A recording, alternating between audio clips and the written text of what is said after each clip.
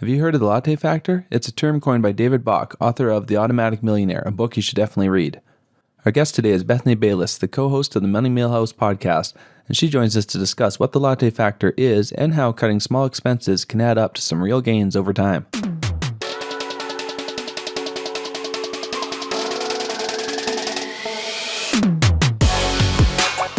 Welcome to the Maple Money Show, the podcast that helps Canadians improve their personal finances to create lasting financial freedom.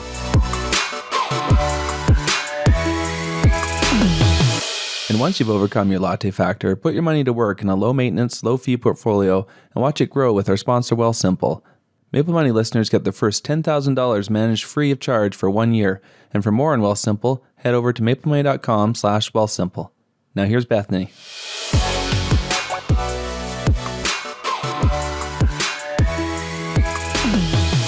Hey, Bethany. Welcome to the Maple Money Show. Hi, Tom. Thank you so much for having me. It is so cool to be here in Canada.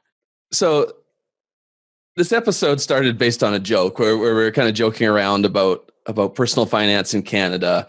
And we started talking about the Timmy's factor as opposed to the latte factor. Have you had Tim Hortons coffee before? I have reached the summit of Tim Hortons coffee and just fallen deep into its powers of seduction. So yes, okay. I have had.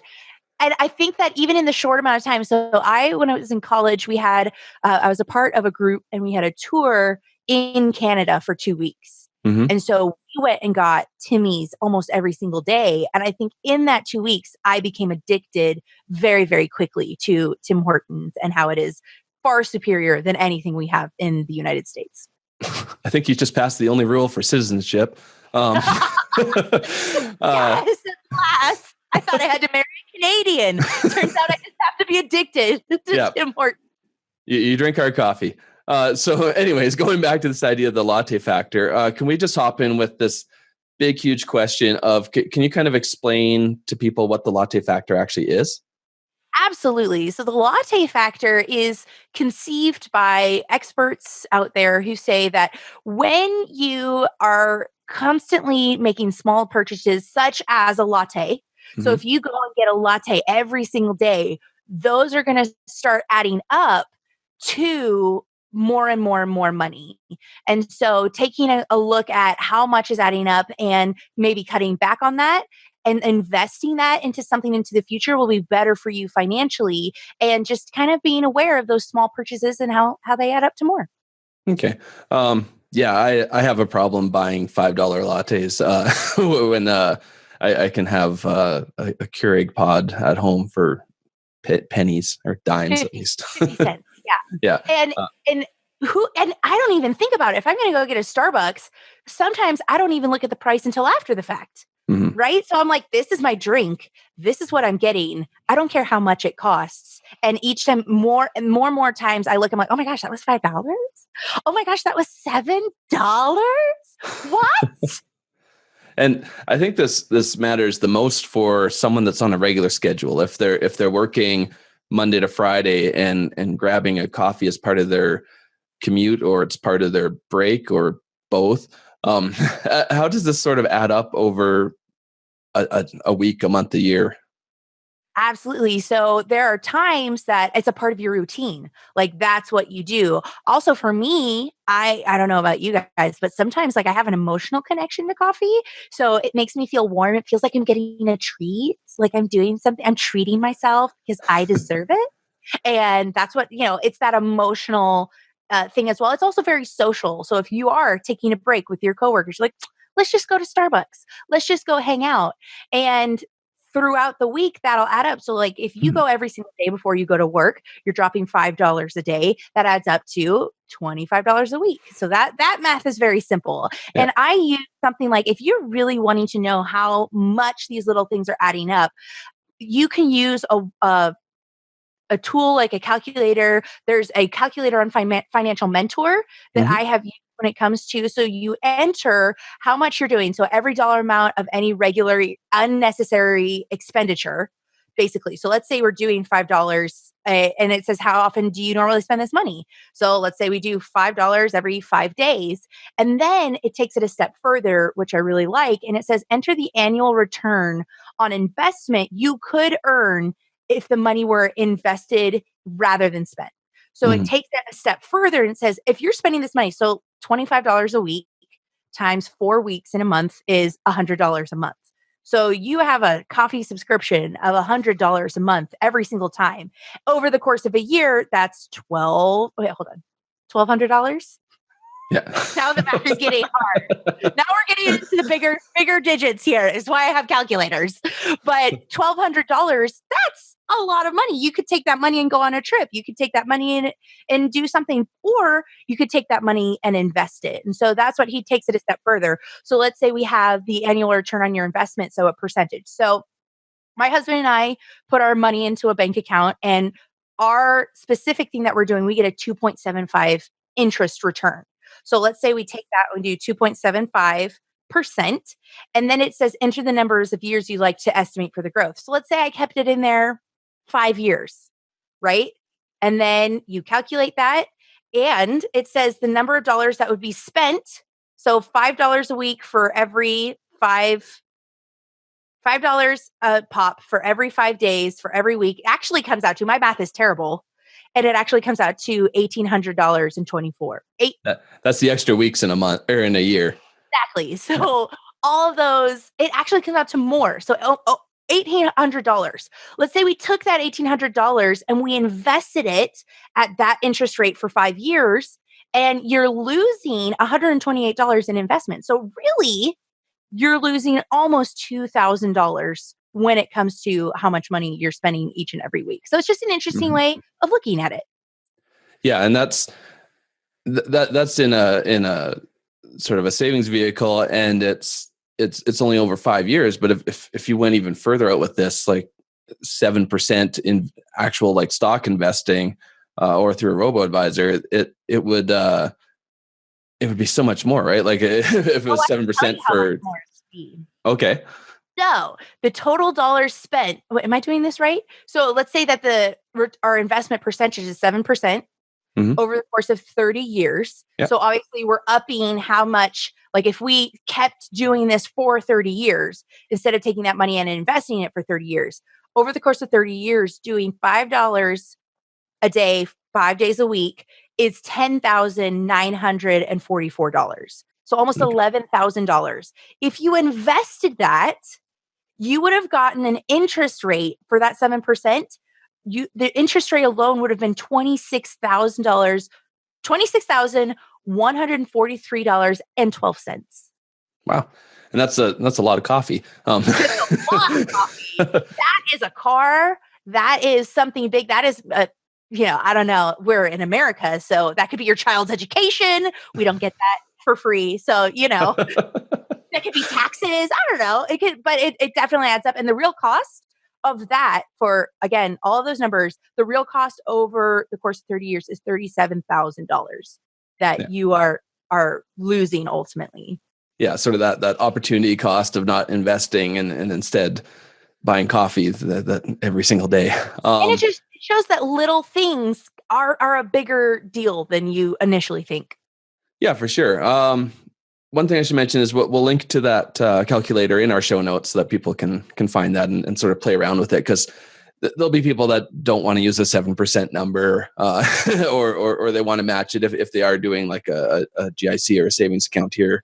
They'll just want to match it to their percentage in their situation, which is great.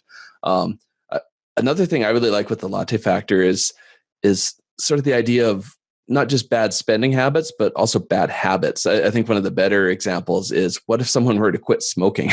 Because so some people might spend $10 a day just on that. Oh, that's so true. And you know what I think it comes down to ultimately is just the discipline that you have, right? So if you go back through your life, I know of someone who had a really bad credit score here in America. Their credit score was terrible. They were just having a hard time, and they they felt very hopeless. And so they talked to someone and they got help and they got more disciplined when it came to their credit score. And they ended up being able to raise their credit score 75 points just by doing the little things, the consistency each and every day, being intentional, creating better habits. And that actually translated over to them also losing 75 pounds. So when Nice. you get disciplined in certain areas of your life, it leaks over into all the aspects of your life. And so, like you said, like creating good habits when it comes to giving up smoking, like that's not a good habit anyway. Or maybe it's like going out and drinking with your buddies. I don't know if that's what, great. But if you are more disciplined when it comes to that, it's better in the long run for you, for your health and your quality of life. Yeah. And this isn't to say that people can't have their coffee. There's drinks or whatever, their alcohol. Exactly. Yeah, exactly. It's the same again, sort of career pressure to go out for drinks on a Friday after work.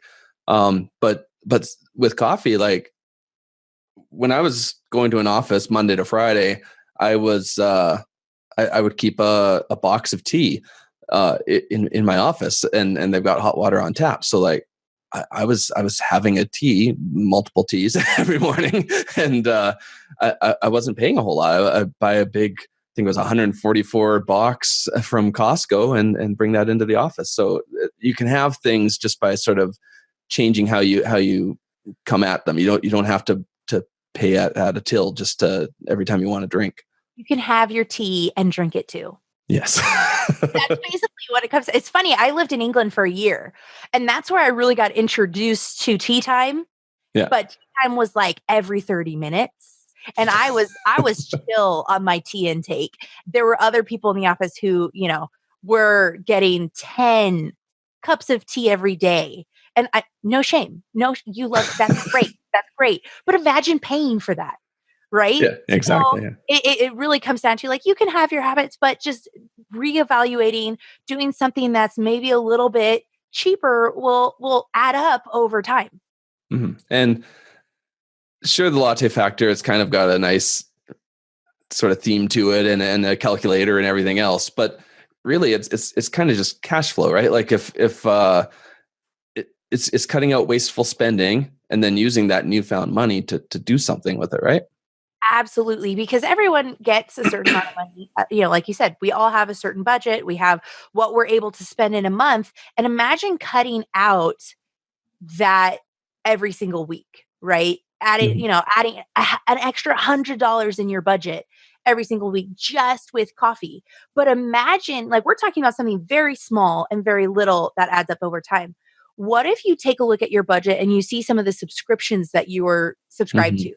So for me, I'm subscribed to Netflix and Hulu and Amazon Prime and all these things. Thankfully, I don't have a cable bill anymore. But that's another thing that adds up, is your cable bill is something that you take a look at and see, how much am I spending on this each and every month? Is this something that I can cut back on? Use these crunch the numbers and see if I free up this over here, it will then release that money to be used for something else that work for my ultimate goals. So if I add up there's a subscription that I had, past tense, that I really liked. Like, it was really cool. It was like you get makeup every single week or every single month, sorry. And it was really great. It was $10 a month, like cheap, right? Yeah. Well, I didn't use half of the things they sent me. I used one or two every once in a while. Had all these extra bags that I didn't need, because they came in these like little cosmetic bags. And ultimately I didn't need those, right?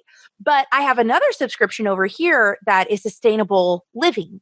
So they're sending me things that will save me money over the long term and be better for our environment. And it's my favorite subscription. It's a better return on my investment. So they're sending me things like reusable bags. Instead of buying sandwich bags, I use these reusable bags. My husband now uses them every single day. He has a peanut butter and jelly sandwich he takes to work. He uses one of these. We're saving money in the long term when it comes to how much we're spending. And that will ultimately free up our money down the road as well. Yeah, my wife had one of those monthly box things that has all sorts of stuff. And you're right. It's like half of it she'd look at, it's like, this is awesome. And the other half's like, well, did I need that? so you just end up with a bunch of random Present junk. for your friends. Good idea. Yeah. I repurposed them as gifts, but I'm like, I should have gotten them a better gift. I should just spent the $40 or whatever and gotten them a nice gift they actually want. Yeah, it's she's canceled that now too. But we also did this with our kids. I had a sort of a kids activity magazine that they'd each get for their age level, and they weren't doing it. So when it came up, I'm like, if you guys aren't doing this, I'm not renewing it. And they kind of didn't. So I'm sorry. Go ahead. No. I'm constantly reevaluating my subscriptions. Every single month I'm looking at this. So one that I use sometimes, but then not other times, but then sometimes I'll go back and forth. So Spotify is one that there will be times that I'm on a Spotify kick. I may be driving a lot. I don't have as many podcasts or whatever it is, and I'm using Spotify a lot. Then there's other months that I'm not using it at all, and I'll just cancel it for that month until I realize, oh, I miss Spotify. And it might be like a month or 2 months later, but I still keep cutting back on those subscriptions, even if I like them. I mean, now you can't do that with a cable bill necessarily, but if you're in a month where you're not using Netflix as much, cancel it for however much time, and then you can always go back to them later. So what about this? People are going to say, I want that $5 latte. And I want to be able to spend my money how I want. How do they handle that? Is there somewhere else they can kind of find these wins? Absolutely. So I think it's funny because yes, you're an adult. You can do whatever you want with your money. I can't tell you what to do. But the concept I think is beneficial even if you want that coffee or not. So let's use a real world example when it comes to something big. So maybe it's not something so tiny, it's something big. Something that I did for my money, something I did for my overall wealth ever since I have had money is I've always paid cash for cars, which I understand is not necessarily an option for everyone. Mm-hmm. But if I look at the amount of money that car costs that's coming out of my account every single month, plus the interest rate that you're paying on that. And if you bought it new, all of these things come into factor when it comes to that. That adds up to so much more over the course of time than necessarily your $5 coffee would. Mm-hmm. Right? So let's look at the bigger things. So that's just an example. Again, you're an adult, you do what you want, but maybe another option could be you have a car, it's reliable, pay off that car. Just pay off that car every single month. Pay off the one that you have. Then keep that car for 18 to 22 months. And instead of, so you're already, it's paid off, right? You've done it. Let's say you're paying, I don't know, I've never had a car payment, like $350, like every single month. That you were paying, keep saving that, keep putting it away, keep making that work for you instead of paying it to your car. So have that 18 to 22 months, pay off that car, start putting that money away. And then after 18, 22 months, you're going to have this massive pile of cash that you can now trade in that car that's paid off, add that on top of it, and then upgrade and drive it for free. Because you're not paying interest on that car anymore. You paid for cash, and now you're not paying the extra expenses as well. So I've never had a car payment. And when I go into like dealerships, they always are like, what? Like this one guy called us baller frequently. Me and my husband walk in, like, yeah, we're paying cash for our car. But ultimately I've never paid interest on my car ever. And I think it's a big win over time. Yeah, I have paid interest, and it's not fun. And I love your idea there, because it's the exact same commitment. If it's that $350 a month or whatever, except you're earning the interest instead of paying interest, so you're going to come out ahead. Exactly. And if you put it in an account that's earning interest for you, that's exactly what's going to happen. You're going to have that interest because $350 was with your interest anyway, right? Yeah. You're paying that interest anyway. Now you get that interest, and it's double working for you. Yeah, it's the exact same lifestyle spending wise, but it's just it's so much smarter. It's putting up with an older car for a little bit longer. Yeah, exactly. And then really the longer you can do it, the better. Anyways, I really like this idea too, because despite us talking about the Latte Factor or the Timmy's Factor, this whole episode, I do like this idea of big wins more than that $5 coffee, even though I also don't want the $5 coffee. But if someone really does, I much more prefer this idea of taking those savings from a car, and you could be putting that towards investing, and you'd come out even further ahead. Oh yeah. And it could even go further than that. Your cable bill. If you're paying however much for a cable bill, then is that something that you can also make a big win and save that towards something? Or, hopefully one day, right? The price of my house, like that would be nice to own my house and then therefore start paying myself what I was paying in rent. My husband and I are very tempted. We are very tempted in converting one of those like school buses in a house and just hitting the road. Like we would have a free house. We wouldn't have to pay. And one of our ideas, and this is way bigger, right? Big win is, and we're literally talking about it this week. Like, look, if we buy a fully renovated school bus, it'll be $40,000, for all the work already done. You could do the work yourself. And then we wouldn't have to pay our rent, which, is a big chunk of money every month.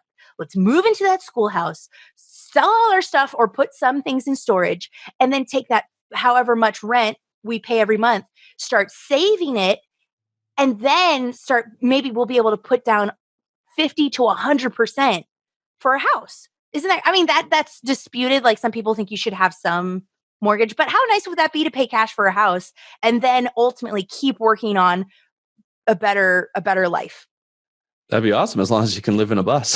How long would we have to live in the bus, right? Like we'll keep having that dream of like our mansion in Texas is in the distance. Maybe not Texas, maybe Nashville. We'll see. But it's something that we talk about because we live in California, which is extremely high cost of living. Mm-hmm. And one day we'd love to have our own house. We don't want to pay rent anymore. And even, you can get super creative and maybe start renting out that bus or renting out that, buy multiple properties. And I'm telling you, there are lots of things that this Latte Factor, it really can spur on a lot of great ideas.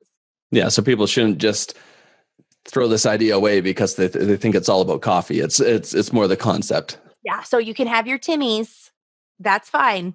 That's allowed. I know you're addicted to, but it works over time and it's just a bigger picture, I think. Well, this has been great. Can you tell people where they can find you online?